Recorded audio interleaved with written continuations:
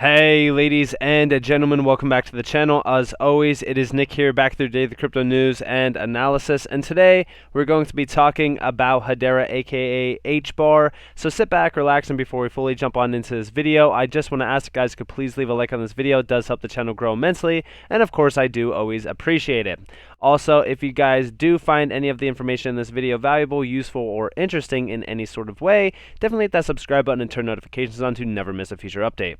So let's actually talk about Hedera, because we actually had quite a bit of things announced today that are fairly interesting, to say the least, to actually discuss and talk about. I got a lot of questions in my DMs and even a lot of questions on Twitter as well, saying, what does this mean for Hbar? We're going to be discussing that in this video. But I do want to talk to you guys a little bit about Hedera. Currently, at our level that we're at now, we are up about 6.68% now. Trading volume is up 62.25%. So things are looking a little bit interesting overall. Now, I just wanted to let you guys know that I'm not going to be bullish on these levels that we're targeting just yet. Like, we still have a long ways to go, and I'm actually going to include in the last part of this video a little bit of an update on the structure overall on Hbar. Really kind of talk to you guys about where we need to be, what we need to break for us to actually be bullish, and pretty much all of that. So, with all of that in mind, let's kind of jump on and let's move on to some other things that I really want to talk to you guys about. So first off, we see this tweet. Kevin O'Leary talks Hedera Hbar yet again, 1/17/2022, and drops a Boeing potential use case concept. Boeing is one of the longest tenured council members and one of the most quiet. Ought to always hear about them from the shark. I wonder if he knows something, right? And there's actually quite a bit of use cases, or I shouldn't say use cases in general, but companies that are on the GC that are kind of silent, haven't been, really announcing much, which is totally fine. It's expected as well. A lot of these use cases that they are trying to pump out are going to take some time to actually be built into the system and actually fully live. But overall, let's discuss what this video really kind of means, and let's discuss exactly what he's saying in this video as well. So I think the potential of that is large. Hbar, okay? Great team, good engineers. What's the economic premise that would keep that growing? Well, Boeing wants a quasi-centralized, decentralized platform. They want the best of both worlds. Hbar can deliver that. Check the box there. Buy into that one too. Look what's going on. And so after that, he kind of goes on to talk about a little bit of Solana, but first off, yes, I do find it extremely weird that he does bring up Boeing, because Boeing has not been, in the headlines for a very long time, including on, Hedera for like 2 years now. But of course, something is fascinating to him about Boeing and potential use cases within that. A lot of people are, pretty much talking supply chain maybe. Boeing is a huge company, so I bet their use case is going to be huge. Nobody really knows, like tracking aerospace in real time, it could be anything. But also, I want to literally reiterate exactly what he said. So they kind of want a decentralized, centralized network to build upon. Now, I know a lot of people continue to say, well, Hedera is centralized. It's centralized garbage. It's this, it's that. I want you to all understand that, yeah, sure, you could call it, centralized all you want because of the main players that are on the GC. But you also have to understand that it's very decentralized like that, because a lot of these companies are not just in one industry. They're not all focused on the same use cases. They're not all focused on the same efficiencies on the network. So it's technically a centralized, decentralized entity network that is focused on truly disrupting massive amounts of, pretty much industries. This is why a lot of these enterprise-grade players, Boeing being one of them, which is an absolute massive giant, chose Hedera, because they know what this network is capable of doing and becoming as well. And I do believe that Kevin O'Leary is also seeing this, and he is seeing something very interesting behind the scenes possibly with Boeing. We just don't know. Also, let's talk about the elephant in the room. So we do see Hedera saying the open sourcing of the Hashgraph consensus layer will serve to further accelerate its development and expand the number of contributors.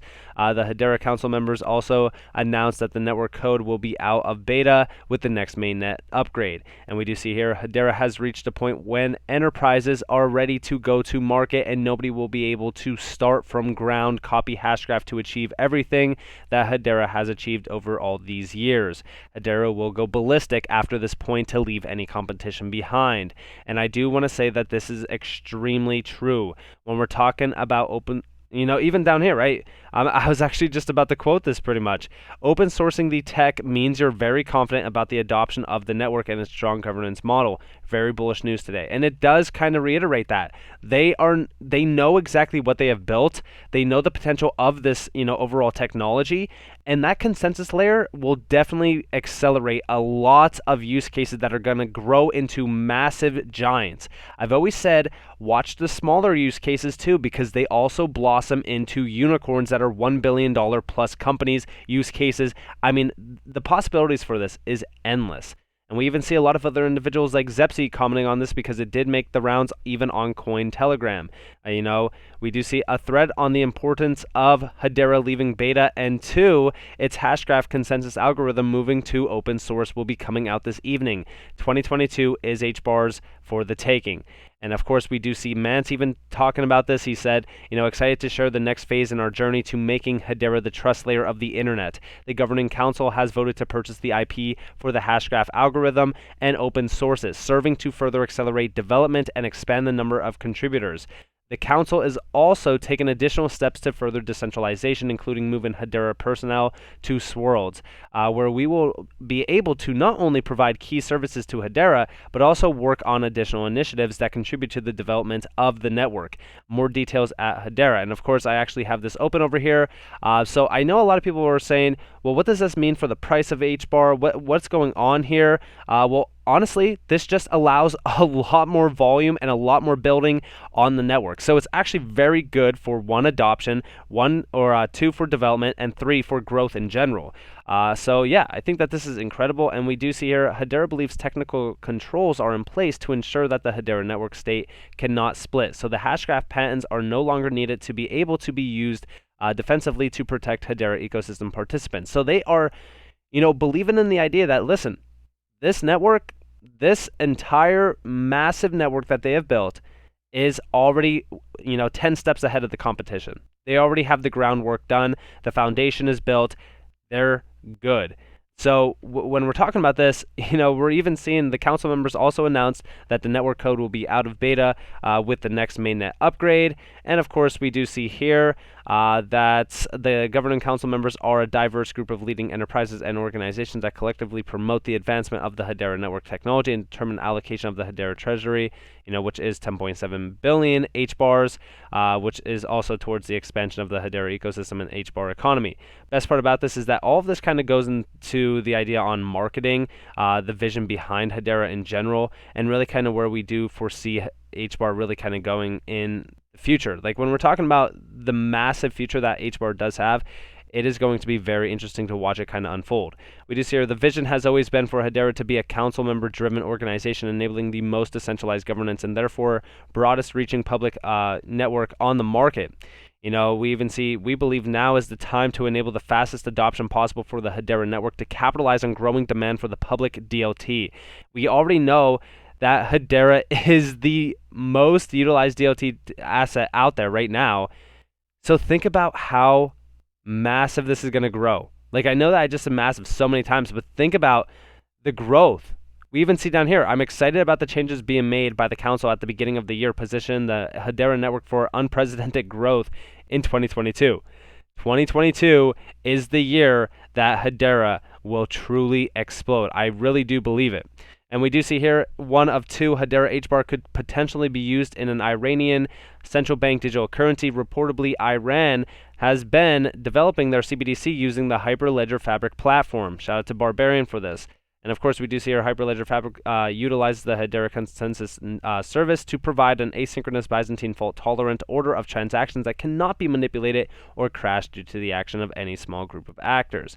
And here is that overall display of Hyperledger Fabric. We do see the client, Fabric Peer, Fabric Orderer, HCS plugin. It all kind of goes hand in hand with where we really kind of could foresee Hedera even stretching out into these massive other areas around the world. Like Iran will be huge. I'm just saying, this is going to be very interesting. When we're talking about CBDC adoption, DLT adoption as well, like I'm just excited to watch HBAR really take over. I've always said that it's going to be a massive takeover event, and guess what? It's being built right now. It's happening. Also, we do see that Hedera announced this as well, the Hedera Enterprise Alliance, fostering decentralized utilization of Hedera and deeper interaction between the Hedera Governing Council and our growing community of ecosystem contributors. And of course, contributors can participate fully in meetings and can propose their own applications use cases for future consideration. All activities of the HEA are conducted under Chatham House rules. And here are those benefits, by the way. Becoming a contributor, you can pretty much see the benefits here, and also upcoming workshops. So, overall, now I just want you to all understand that this, yes, is a older article. It's an older update, but I want you to all understand that this is going to help also development on the Hedera ecosystem as well. And when we're talking about, the Ethereum alliance that they have, I think that this could really give it a run for its money. I know that this isn't a huge announcement or a recent announcement. I just am trying to give you guys an insight on everything that's happening. Like, Hedera is welcoming full-on contributors, developers, anybody to utilize this technology to build out strong use cases. And it kind of goes hand in hand with my video from yesterday when I was talking to you guys about how, we do have other blockchain technologies in this space right now. Like Bitcoin was the beginning, then a domino effect into other blockchain technologies. Then we had the second generation, aka Ethereum, which of course domino affected into other, ERC20 tokens. And now we have Hedera. And now we are going to be seeing almost a domino effect similar to those two assets as well, except in hashgraph form, built on, of course, Hedera. Now, last but not least, let's talk about the price. So let's talk about where I do get bullish, talk about, where we should be getting excited. So first off, when we break above 29.5 cents, which is labeled here on the 236, are we going to get excited? No, we do not care about that price. When we get excited is when we break over 35 cents, almost exact at the 382 fib level. This is where I am watching closely. And also, of course, you guys do see up here some key levels to actually really break above and, of course, hold. We want to break above, pretty much the 786 point and hold above this. We had some resistance being held at around 50.5 cents.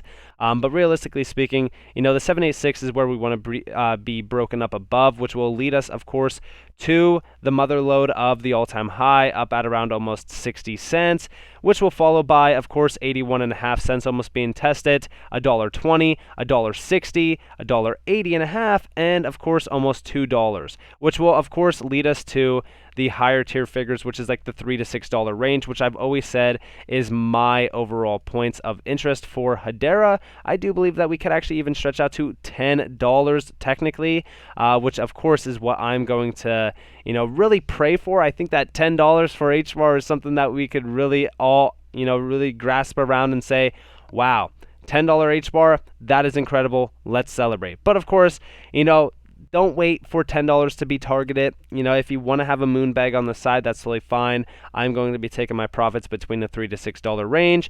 My targets are still there. I have not changed them at all. Yes, I am still awaiting those targets as well alongside of all of you. Now, of course, are we going to see those numbers this bull run? It's hard to say in my mind with everything that is happening. I think that it is a no-brainer, but anything could happen. This is crypto. Tomorrow we could go into a massive bear market. There could be a collapse on, the stock markets. Nobody really knows. All we really need to understand is where we need to break above in order for us to flip bullish, which is, of course, above 35 cents. So until that target is met, I'm not going to be too bullish on the Hbar price, but of course I can get very bullish on the development and the overall formulation of the entire network in terms of its growth and, where I could really kind of foresee it going with long-term growth as well. So with all of that in mind, I hope that you guys enjoyed this video. If you guys did, definitely leave a like, subscribe, turn notifications on if you guys want more free content. You guys are more than welcome to follow me on Twitter and join the free Discord down in the description below. As always, I hope that you all have a beautiful day or a beautiful night wherever you guys are in this beautiful world. This has been Nick. Peace out, guys.